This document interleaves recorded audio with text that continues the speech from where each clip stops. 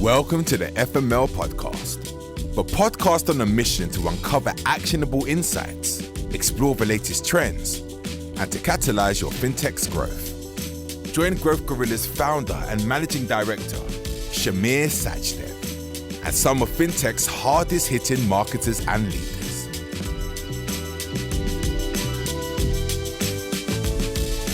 Welcome everyone to today's episode of the FML podcast. Today we're joined by Chieu Cao, CEO and founder of Mintago. Thank you very much for joining us. Thank you for having me. It's a real pleasure. Chieu, tell me a little bit about yourself and your journey so far and how you ended up founding Mintago. I grew up in the States. I grew up in Houston, actually. Yeah, I graduated from Boston University. This is, about 20 odd years ago. And then I came to the UK in 2000 and then I started in the tech scene. I love technology, so I was very fortunate to join Amazon early days at 2000, then Yahoo, and then on to MSN Microsoft. And after 10 years, I realized that's enough for me in terms of big tech. And in 2011, I started my first business called Perkbox. And that was my big plunge into entrepreneurship. And it's been an incredible journey. Very fortunate to be working with such great team members at Perkbox.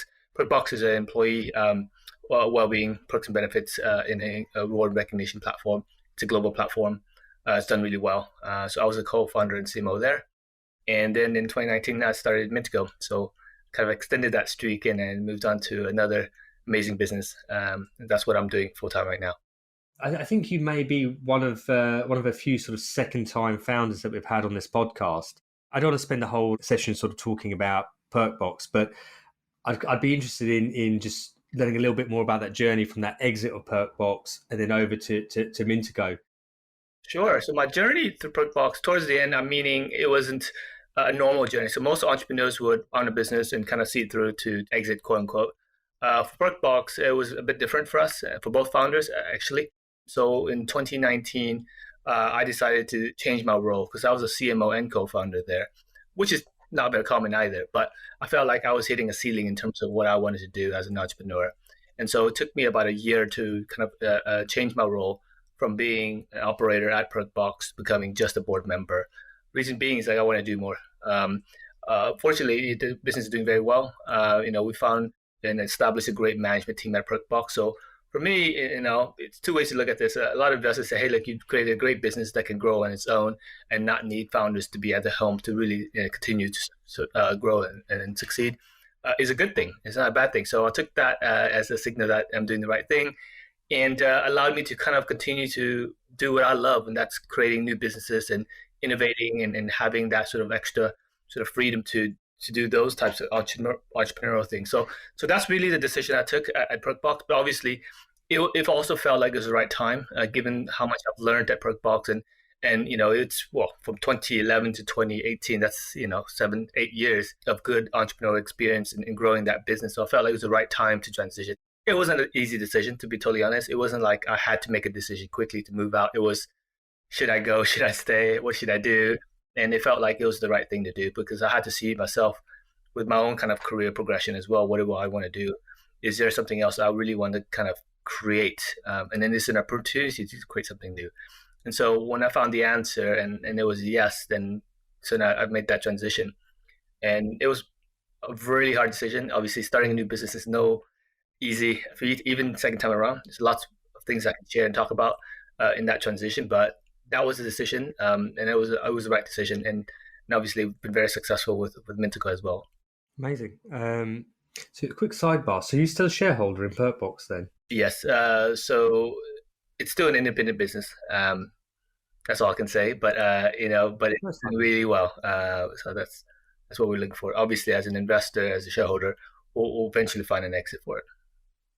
I think the kind of news and media always sort of highlights the headlines of an exit, but there's a lot to be said that if you can build a business that can run independently, like I said, by a management team, then for me, when I look at it, I think, well, that's kind of the dream really, isn't it? To have a business that's profitable, cash flowing, that's running, allowing you to do what you want to do. It's all well and good having a buyout or an earn out or whatever it may be, but I think it's a better option, really, to be honest with you, because it presents more opportunity to a certain extent.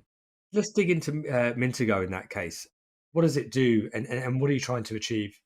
So Mintago is an exciting new business, something I'm working on right now. It's a financial well-being platform which helps businesses and employees achieve better financial health. So we help employers as well as employees save more money, have better access to tools and education. The platform is built in a way that is unbiased and holistic, and it's one of the most complete solutions in the market.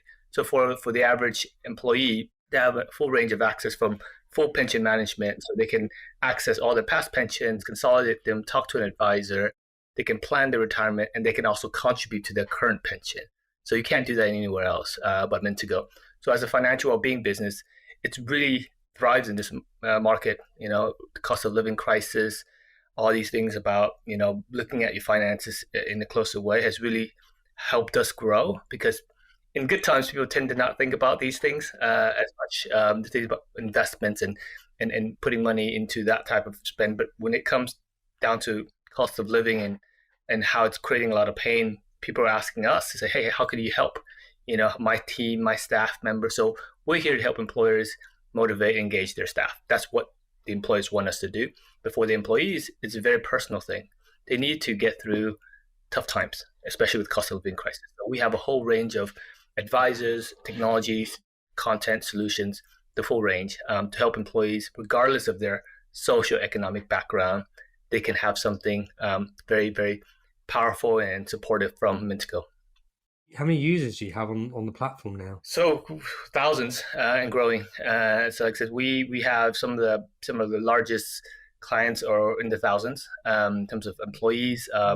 We cater to all types of businesses. What I've realized is that we have a great selection of fast growth tech businesses that are looking for the very best in financial well-being support, because they want to attract great talent. So they want to showcase, like, Mintago is here to really help you invest better, manage your finances across the spectrum.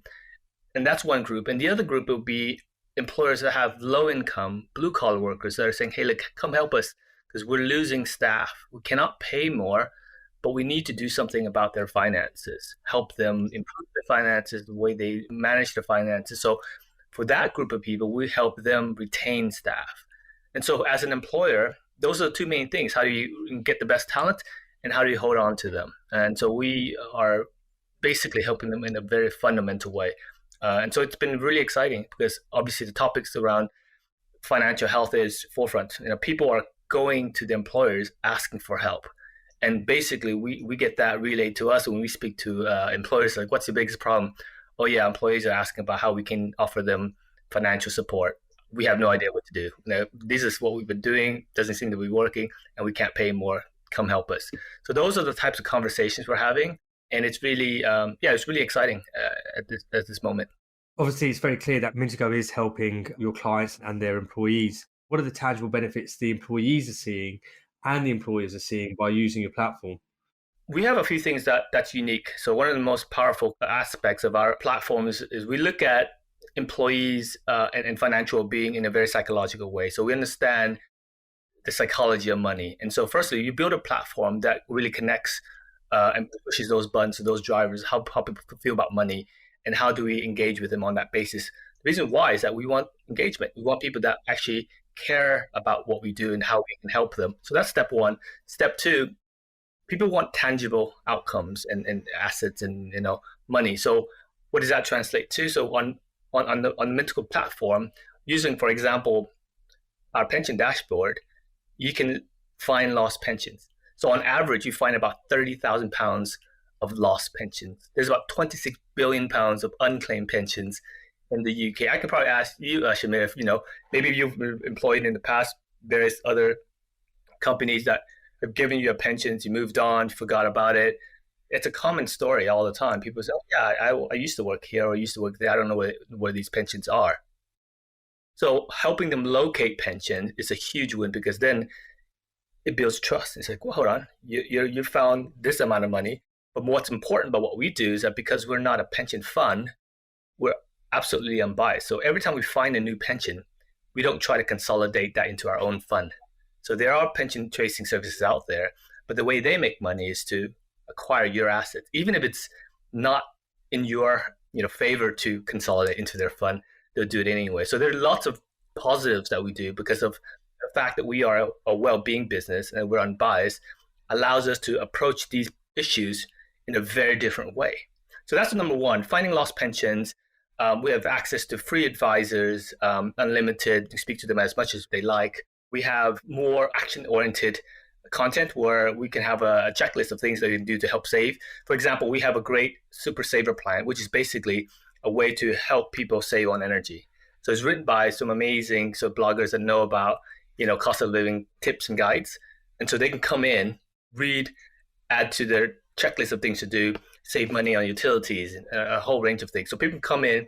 It's not just about the traditional way of looking at financial being where you're just reading traditional content or just watching in a very kind of proactive way, non-impactful way.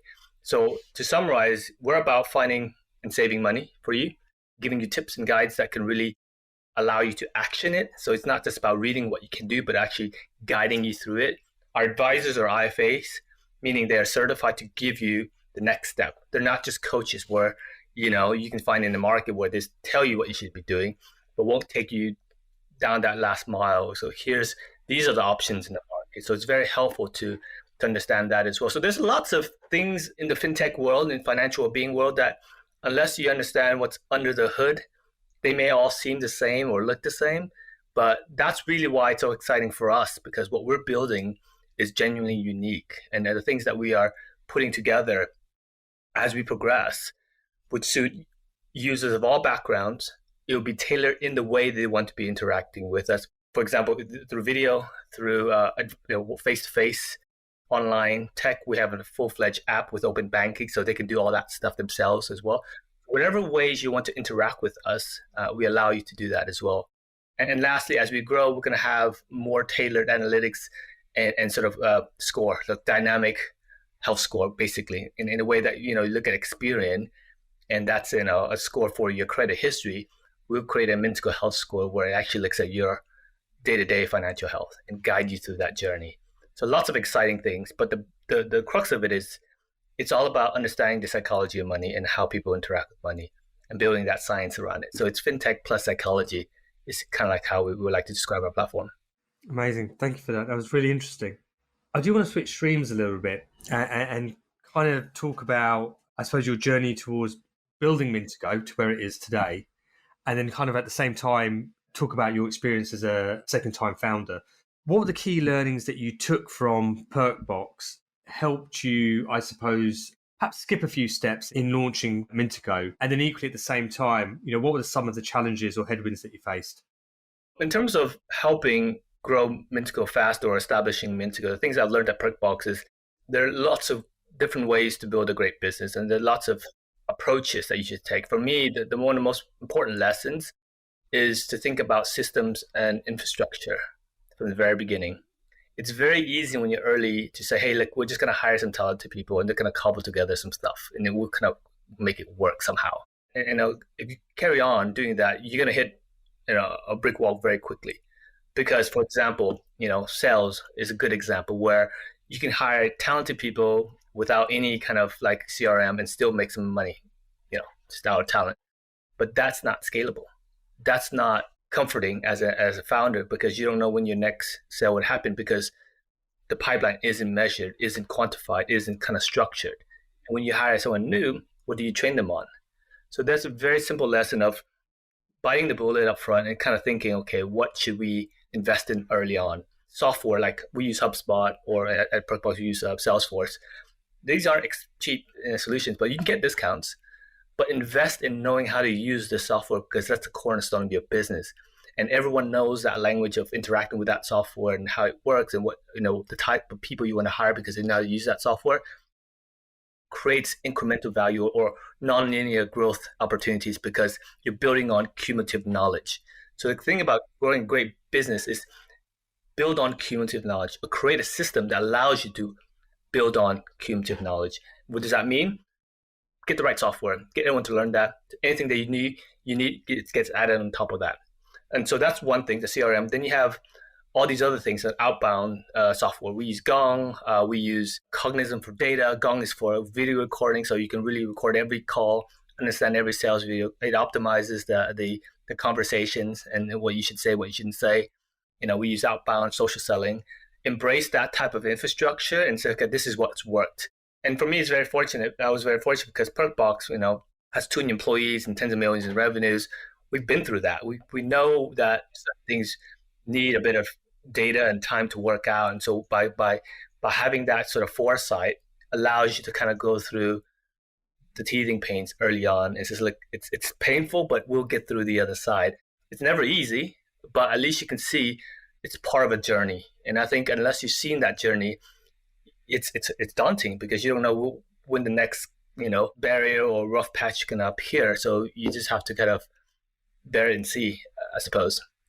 In terms of like moving and creating something, moving on to Mintago and creating something new, the challenges that we see. So I have to say probably less than 50% of what I've learned at Perkbox is applicable to Mintago. I mean, the reality is it's a different business, different market, different time. One of the things that was really successful for Perkbox was lead generation. So, but 2014, 2015, we were one of the first advertisers on Facebook in terms of like the sponsored posts. And my background is marketing, right?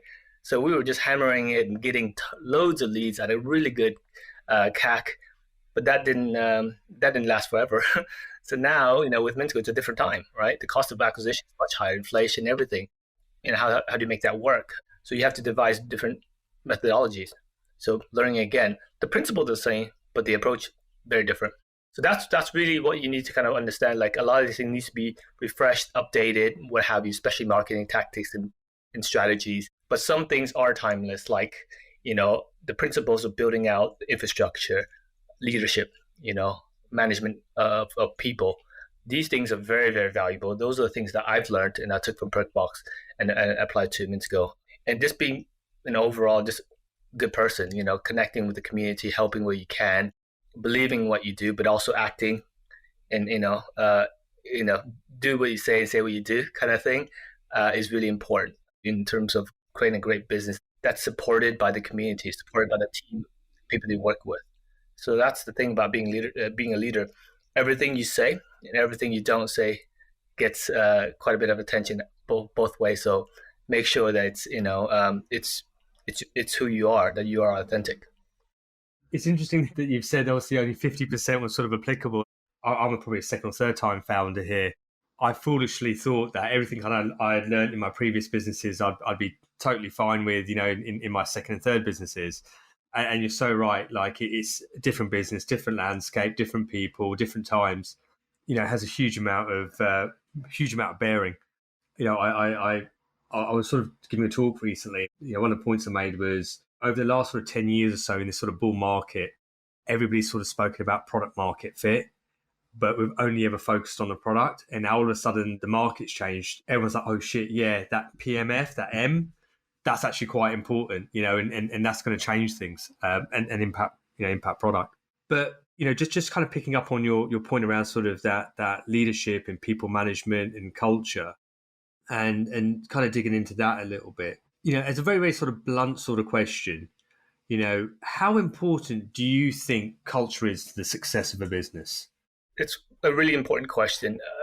The way I see this is even though we're in a tech business, we're talking about fintech, we think that we are in the technology business, but in reality, we're in the people business. Everything here is about people and how well your teams can contribute and how well they can thrive and innovate and pivot and do all the things you need a great company to do. It's all based around having great people and great management. So let's not forget that. So culture is the glue that connects people together. It's the language that you speak. It's the way that you expect each other to be treated. So it's foundational. Having a great culture is key to any business success. You can't substitute culture. Another way to look at culture is think of culture as a living being. It's always there. Whether it's a good culture or a bad culture, you need to take care of it because ignoring the culture won't make it go away. You just end up with a bad culture. As you get older and you manage more people, you realize, you develop as a manager. part of that skill set is being to foster that sort of positive culture. And going back to a point that you mentioned earlier, everything that you said is noticed, but everything you don't say is noticed as well. I think sometimes you're better off addressing a difficult point as opposed to trying to ignore it and sweep it under the rug. Is Mintago fully remote, or are you hybrid, or? It's hybrid. My co-founder and myself, we live in London, so we meet up occasionally. We came into existence in 2019, 2020, right? So that was etched into our DNA. So we hired people from all over the UK and across Europe as well. So it's gone to a point where even if we wanted people to come together, it's going to be impossible because of the way things have been structured. But we're happy with it, and we've learned to create a culture of remote working, and we made it work. So that's important. But I think in the future, as we grow, we will have the regional hubs where people get together. It's important because the one thing we can't take away is that we're still humans and we want to interact and have face-to-face time. So obviously we have our team gatherings twice a year or every quarter. That may not be enough. So we're very aware of the needs of that. And so we need to adapt.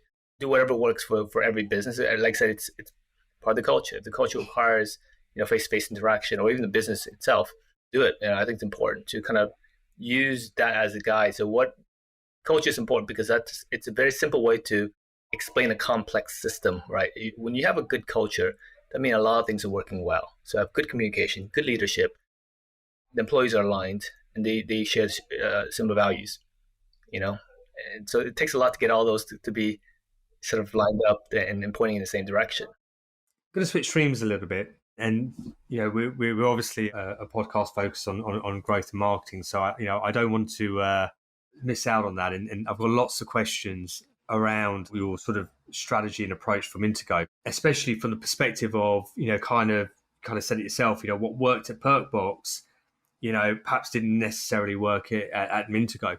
Would you mind kind of sharing, what your sort of marketing framework looks like? What not necessarily a strategy, but kind of what's your stack? What's working for Mintago at the moment? Sure. I think there are different levels in which we can kind of approach this. At a high level, the intangibles, I would imagine, like the non-technical bits would be building out a great brand, being a thought leader.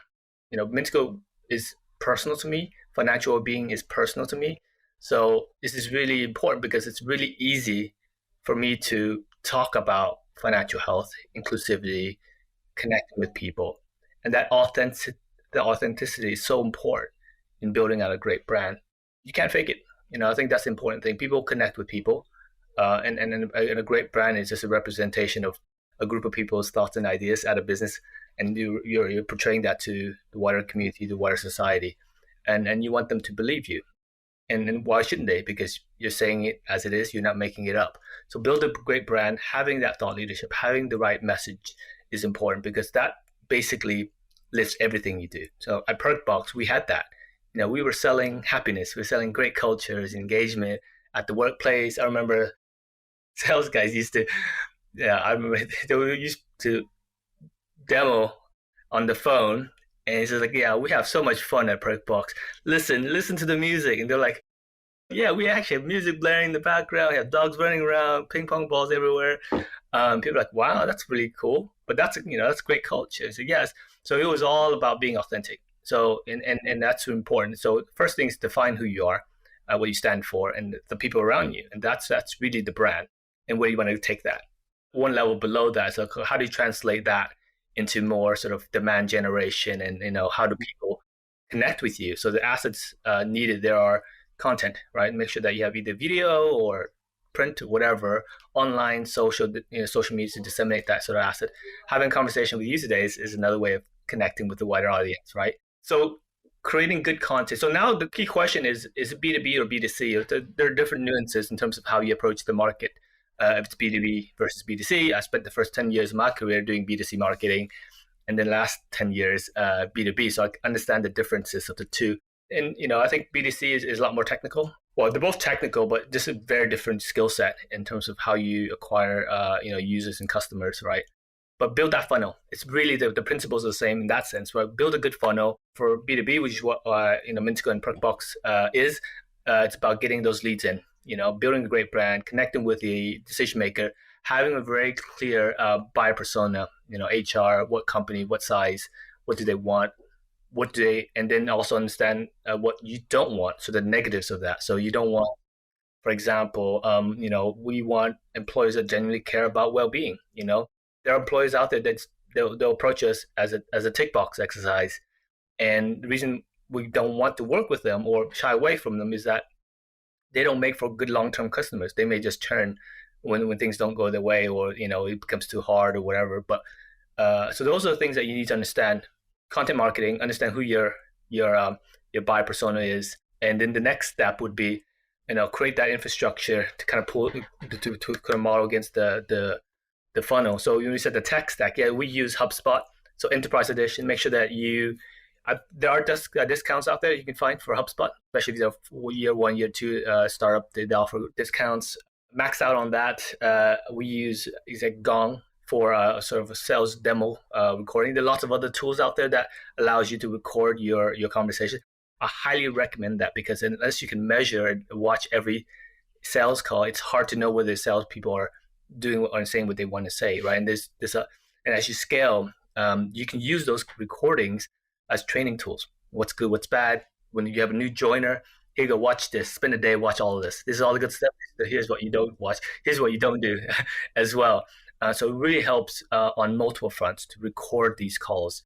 Then we use Cognizant for data. There's Apollo. There's lots of other sources of data. Make sure that you have someone who's good at data management and sort of CRM to support, because it's easy to get started. It's hard to scale when you don't have those types of skill sets in you in terms of database management and CRM management. It's not a full-time role for anyone here in my business. It just so happens I know a bit of it. My head of sales knows a bit of it. We're good. So that's data management. And then at the top of the funnel, we have social selling, automation of like social media posts and connecting and using those tools to connect. Like there's like Dripify or Zopto, the loads out there that do sort of LinkedIn automation to help you kind of reconnect, do sequences. So our approach is what we call 360 sales, where we do calling, social media, sort of email as well. So it works. So that's stage one. Obviously, as you grow and you have more budget, then you start focusing on inbound. So right now it's outbound mostly, then you convert to inbound. Luckily, at Perkbox, we were mostly inbound. It was quite rare at the time. We had a lot of experience in building out great lead gen landing pages, optimizing it on the fly, having lots of combinations of content and ads, and just running it through like a conveyor belt and just pushing it out, split testing, having that sort of discipline. So the thing about scaling is that you need to have a lot of discipline in operations and data management, because that's really how you drive scalability, right? So unless you have that in the beginning, like I said, back to my point about building that infrastructure, you need to have someone that thinks like that. If you have the more creative types that want to test everything but not measure anything, you get in trouble. So I'd say, hey, get someone who's very methodical, test less, measure more is always a good starting point, because you can always increase the creativity later. But unless you have that infrastructure at the beginning, it's very dangerous to run campaigns, because you could end up spending a lot of money and not getting anywhere. I think one of the points I'm going to touch on is that sort of 360 marketing point that you mentioned. Personally, I'm a big believer in, whether it's B2C or B2B, you crowd your target audience and you hit them from as many different angles as possible, obviously in a high quality method. So right now you're doing obviously a lot of outbound stuff. How will that 360 ecosystem look for you once you kind of move from outbound to inbound? It's really understanding what channels work for you and really emphasize on that. You need to have some guiding metrics, and that's, for me, CAC, so cost of acquisition, right? So you need something like that to anchor every idea. So, is the idea too expensive, really good value, but no idea is a bad idea if you're trying to test out. And so that's one bit. And the other bit is that you need budget. You need budget for inbound. It just costs money, whether it's through like hiring people, buying media, creating content. It just takes a bit of budget. So, and then also have that kind of discipline to understand what is the minimal amount of budget and then sort of system that needs to be in place for you to get a valid number of sort of leads or data to trust that it can be scaled.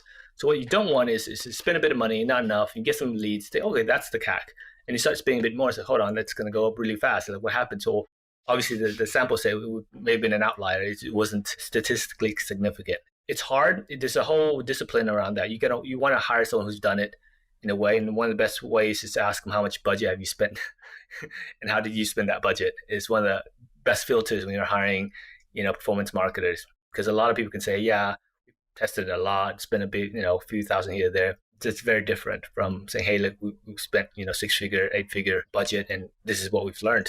This is the discipline that we have. I find it really difficult to find marketers that have a good balance of creativity and analytics, the disciplines around analytics, number crunching, holding back because the numbers don't match up versus, those who just keep spending and playing around with different combinations. Hopefully it'll connect. Those are two types of personalities that I found, but to get them in one person is quite rare. And I think you get them as you in more senior people, because they probably spent one part of their career doing one thing and the next part of their career doing something else. The reason why I say that is because that was me. Very early in my career, I remember it was Amazon or Yahoo. I was the creative guy. I just spent loads of money just crank out ads because they were cool looking, and it was just fun. We had lots of budget, and then as I progressed, and obviously it culminated with Perkbox, where it's look, it's your money, so spend it wisely. And so I had that creativity and copywriting in me already, kind of built over the years. Then I applied the disciplines. So could spend until we don't spend, and stop spending, and allow it to convert. Or is it cost per lead or cost per sale? Cost per sale is further down the funnel, which basically means you can be more disciplined because you have to wait until that sale happens before you spend more. And if the sales cycle is long, then you have to wait even longer, and so on and so forth. So all these things, you need to internalize. You need to have the right people to talk about it. So I totally value having great marketers and salespeople on the team. It's sort of, from the outside looking in, it feels really easy and really simple. But as you know, Shameer, these things take lots of experience and many years to get right. And the thing about creating a great campaign, it's actually a sum of a lot of small decisions. It's not just one big decision you make. It's like running a company. Like if you're good at making decisions, it's a good indicator, because knowing how to make good decisions is important, because there's so many small decisions you make for marketing. So it's not just a combination of experience. It's connected, but what I've learned is that it's all the everyday small decisions that you have to kind of get through. And if you have a good mentor or coach, they'll help you on a day-to-day basis on those small decisions. That's what I've learned at sort of the business I've been running. I stopped counting, but I used to count. It's like, how many decisions I made a day? What did that add up to? And it's really just mind-boggling. Sometimes you don't even know that you're making a decision. Not doing something is also a decision. So that's another way to look at your career and where you've ended up, or anything for that matter. It's all based on decisions. I think that point of decision as well, I think it's being able to put a stake in the ground as well, and I think with any strategy or any tactic that you're employing, you've kind of got to go, okay, based on the data that I have, this is where I think we should start, and then kind of like, let's see it through. I think sometimes the worst thing you can do is kind of almost like flip-flop between not making a firm decision, and then actually then that ends up burning cash and time. And then eventually you're then forced into doing something that you don't want to do because you've run out of money and you've run out of time. And I think it doesn't always have to. I mean, we're an agency. We go in with what we think is going to be the best route to acquire customers for a user, say for example. And sometimes you get it right, and we're off to a flying start. Most of the time it's sort of middle ground, and then you optimize. And then sometimes it doesn't sort of track, and you've got to go, well, that's fine, but at least we know that doesn't work, right? Let's start looking at the other opportunities and keep moving forward, right? So, it's making decisions and seeing them through. Yeah, absolutely. I think for me, in terms of the biggest indicator of success is in a company or anything is to get the proposition right. The proposition is, for me, probably the simplest way to describe how like if you were to point at one thing that you need to get right, that's that. Because the proposition is the sum of everything you're building and how you communicate to the wider world, right? And whether it connects to the wider world or connects to the person or the people that you want to connect to, right? So you can have a great product, but have a horrible message to the market. So connecting the two is really important. And that sort of back and forth between what do I need to say and who am I connecting to with what I have as a product and as a solution, as an outcome. It's probably the most elegant way of explaining how a successful campaign can look like, or a successful business can look like. Having a really robust proposition. I think that wraps up the marketing proportion of our podcast really nicely. What's next for Mintago? What does the future look like? We're having fun. We're growing. We're doing well. I tell a lot of people, investors as well, like, when you start a business, there are three things that are important, I believe. It's having a great product and proposition, having a great team, and sometimes great timing. You can be too early or too late. The market may not want you. But luckily for us, we have all three. With the last point, and the point that we don't control really, as well, is the timing. There's a cost of living crisis. People are suffering. They need help. And as a social impact business, we're here to help. And I think we want to just double down on that, just trying to get a message out there, get on as many platforms as we can, like podcasting, social media, talk about what we're trying to do. Being holistic and inclusive is important. There's lots of solutions in the fintech world, as you know, that can solve for very specific things in a very impactful way. But what we are seeing is that to address the audiences that we want to address, we need to have a platform that is fully fledged, that sees social or financial well-being in a sort of broad way, to connect with every user in the way they want to be connected, to help them in the way they want to be helped. And so that's our USP, that we're the most complete and inclusive financial platform in the UK and hopefully in the world. And so that's really what we're trying to do, and keep growing with a great team, great solutions. And yeah, I don't think there's really a limit to what we can do. It's exciting. From the outside looking in, it feels very, very busy, very complex. But when you speak to prospects, talk to employees, ask them, so are we helping you with what you need to do? Are we connecting? Are we solving the problems? Are we speaking your language when it comes to engaging your staff? It's been a resounding yes, and that's quite exciting for me. Before I let you go, let's jump into our quick fire round. Sure. What podcasts are you listening to at the moment? That jump around a lot. I use Flipboard. It's not a podcast, but it's an app that allows you to kind of flip through a lot of news articles and kind of and I go through different Tim Ferriss was a phase for me. I loved all the tips they had. Naval Ravikant. I love his stuff. Yeah.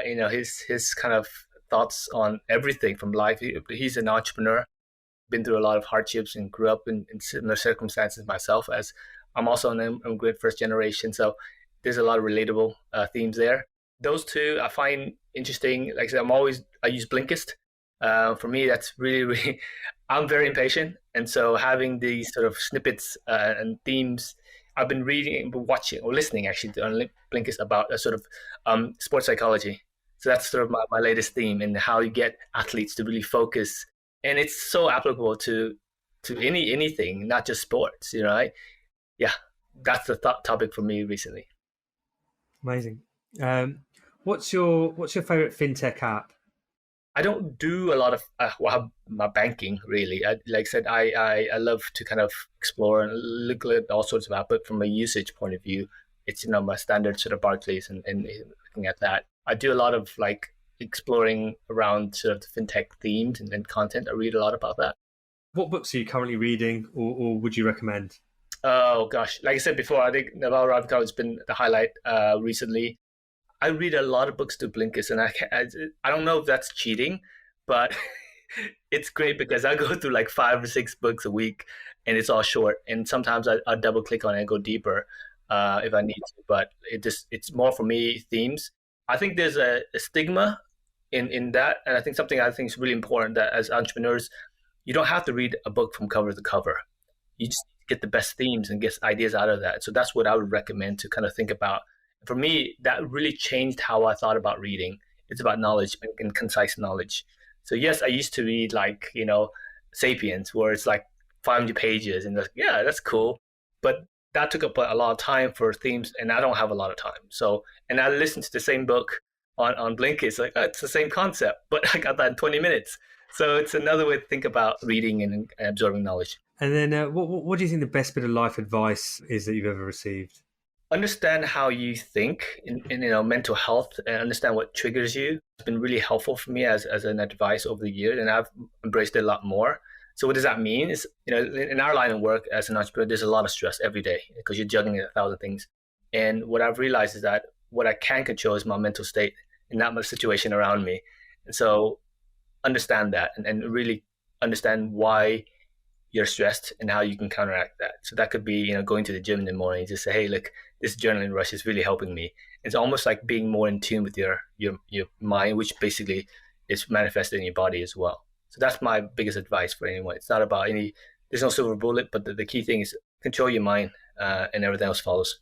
And my last question is, what's one thing that I haven't asked you that I perhaps should have? Is there any regrets in my... Are there? No, I don't live with regrets. I think that's important because a lot of people do, and they dwell on mistakes. Embrace mistakes because you don't grow unless you make mistakes. So I think that's the biggest lesson that I've learned is I've made a ton of mistakes, and I still do. But I see that as just me bouncing around. Sometimes I bump into the wrong things, and sometimes I do, bump into the right things. But ultimately, that's a really important thing to think about. The most successful people aren't the ones that made all the right decisions. They're the ones that made so many decisions that eventually they came out on top. Slightly better, it's 50-50 odds. I mean, you can end up not making a lot of bad decisions, but really don't be afraid of trying and making mistakes. I think that for me, that's why I don't have regrets, because it doesn't come into my mind as something I should have done, would have done, could have done. We're just human, and we would just And the other thing is accept that, but also life is a lot easier to live with if you don't have regrets. It's like, look, I've done what I've done, but I'm just gonna carry on living and enjoy what I have now and do the best that I can. Makes it easier, because then if that's easy for you to internalize as a leader, that's gonna get reflected, and your team would appreciate that and see that if you're okay with it, they're okay with it. And I think that's back to your point about creating a great culture. It's important that you have that control over your mind and how you think about things, because that's going to be manifested in the culture, because you're, as a leader, intertwined in that. You can't separate the leader from the culture. And so you're actually not just affecting yourself, you're affecting the whole company. And that's where it all starts, and how you manage your mind and your mindset. Chieu, thank you very, very much for joining us today. I've really enjoyed that conversation. Thank you so much. It was a pleasure. The FML podcast is brought to you by Growth Gorilla. To find out how our marketing growth experts can boost your fintech's growth, head to growthgorilla.co.uk.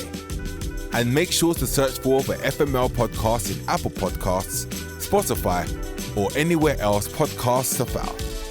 Don't forget to click follow to ensure you don't miss any future episodes. On behalf of the team here at Growth Gorilla, thanks for listening.